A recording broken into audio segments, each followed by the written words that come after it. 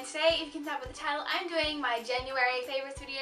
This is basically a whole bunch of things that I absolutely loved during January, and I'm here to recommend them all to you now, or well, some of them I can't really Anyway, let's go. First thing is the Dan and Phil at the movies calendar, and I am so happy I got this, and I'm pretty sure it was only for £11 as well.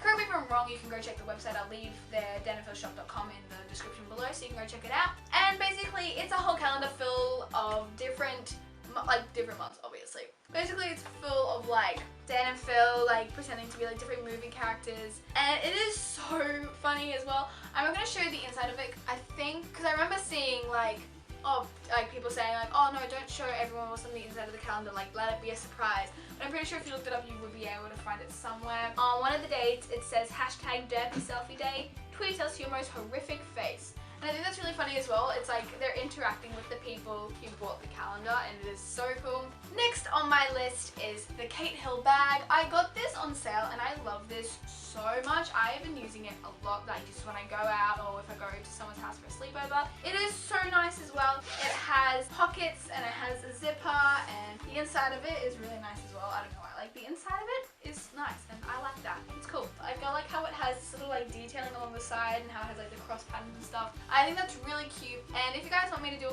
what's in my bag 2017 thing, just tell me in the comments if you want that and I'll probably do it. Next, I'm going to say this, okay? I'm sorry.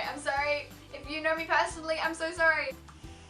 My school shoes, I'm sorry. I love my school shoes. I've had these since year 6. My feet don't grow. I've got really small feet. And basically I wear these everywhere, especially I did in January. I just wore this with every outfit, and I've broken them in quite a lot as well since year 6, so they're really comfy to me as well.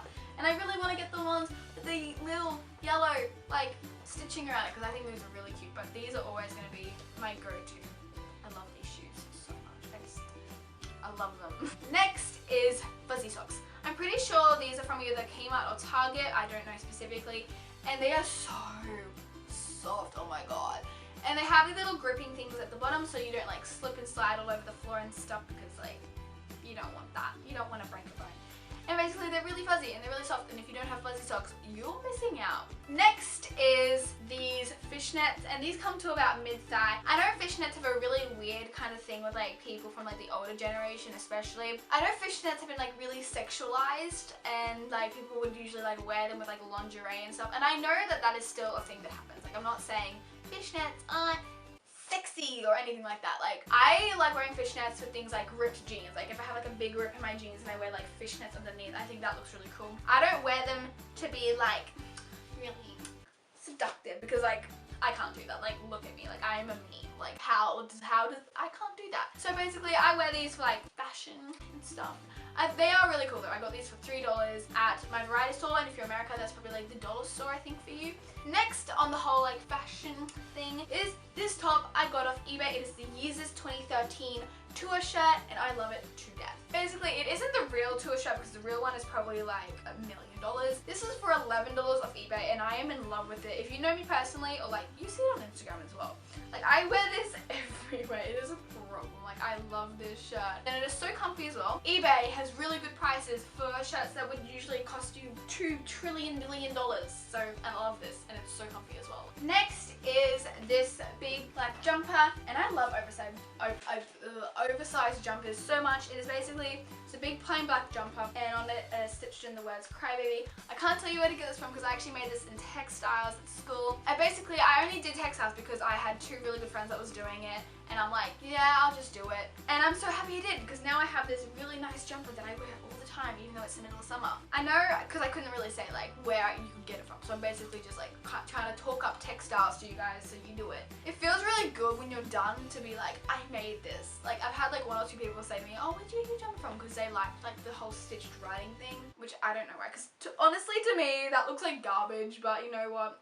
Preference. Next is this dark grey nail polish. I cannot tell you where it's from. I'm pretty sure it's by a brand called Ultra 3, and it was $2. It was really cheap. But it is so good, and stupid me decided to take off the label a while ago because I got some nail polish on it or something. So if you see this anywhere, definitely pick it up. It is amazing. I love it so much.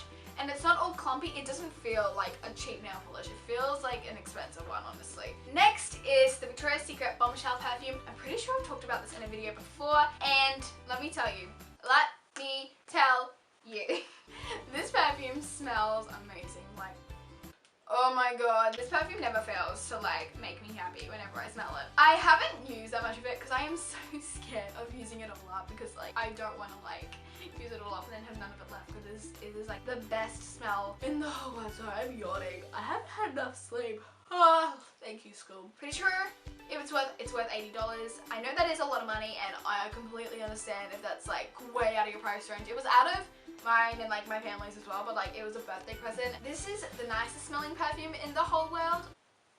Next on the whole beauty thing is this Mud Skin Perfecting Primer, and I am so bad at talking about primers. Like, I cannot explain them, but basically I'll try my best. Like, I've had primers that make my skin feel oily. This one is so nice. It feels, oh my god, I probably just used way too much. Basically it like feels really smooth on your skin, and it like just soaks in, like, but not in like a I'm gonna block your pores way. Like, it's just really nice, and it's like, it smells really good too. Like, it's probably just like a normal primer smell, but like I love this smell so much. Definitely in like the majority of people's price ranges if you're needing to find a primer and you need one now, and you need one that's like not gonna cost you an arm and a leg. Next on the whole beauty thing on my January favorites is this lipstick by Revlon. It is a deep purple, and I love it so much. It's really nice. It's Revlon. It is called Vaba Violet, and it's in 663, and I love it so much. It is so creamy on my lips, and it feels amazing. Love it. Next on my list is the Vita E High Potency Pure Vitamin E Oil by Plunkett. This stuff is so nice. It helps like fade stretch marks, and helps fade scars, and like helps with like dry skin and stuff. I get dry skin on like my elbows and on my knees, so this has been really helpful with that as well. Next is this. This is the virtual reality goggles. Basically, you can download apps from the App Store, and you put them on your phone, you put them in here, slide it in, put it on, and you look around, and if you get the right apps, you can actually properly look around as well. Some of them, you just look like you're there and you can't really choose where you go. But some of them you can actually look around, and it's really cool.